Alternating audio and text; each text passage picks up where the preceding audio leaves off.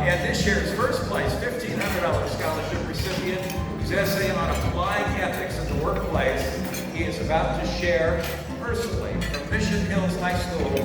Welcome, Lee Fontaneras.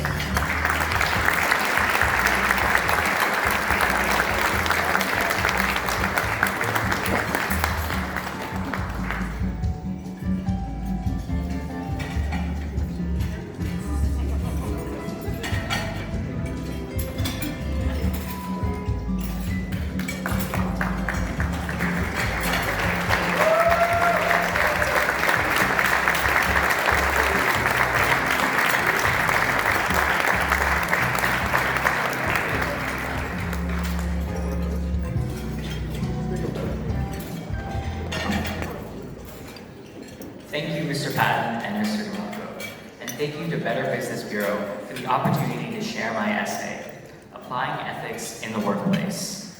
As a science-obsessed teenager, I was beyond excited to intern at a biotechnology company last summer.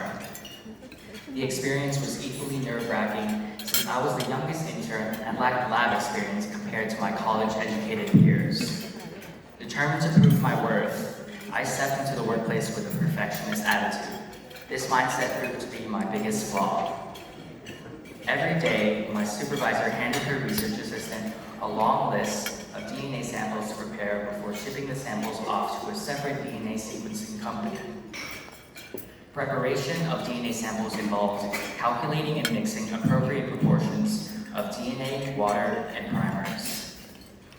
One day, my research assistant tasked me with this job.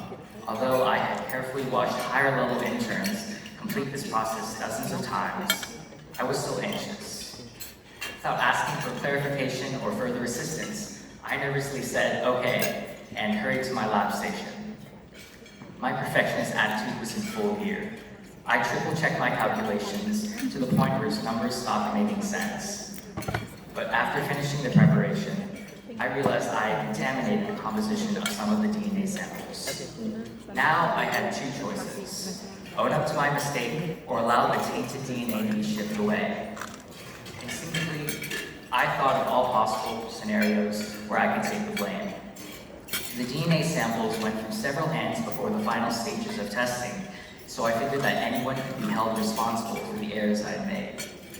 At this point, I was ready to pretend that nothing went wrong. But then I took a step back and acknowledged my own selfishness. I was too prideful and afraid to make a mistake that I was willing to disrupt the company workflow. Following my conscience, I confessed to my supervisor, who helped me prepare new samples and assured me that my error was not a big deal. While this mistake was insignificant, I am glad that I maintained my integrity. Not being transparent about personal faults is a slippery slope that harms the safety of those around you.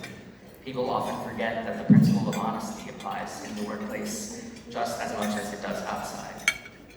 For the greater good of your company and the larger economy, morals and effective communication should outweigh personal reputation. In all aspects of life, ethical choices can seem intimidating.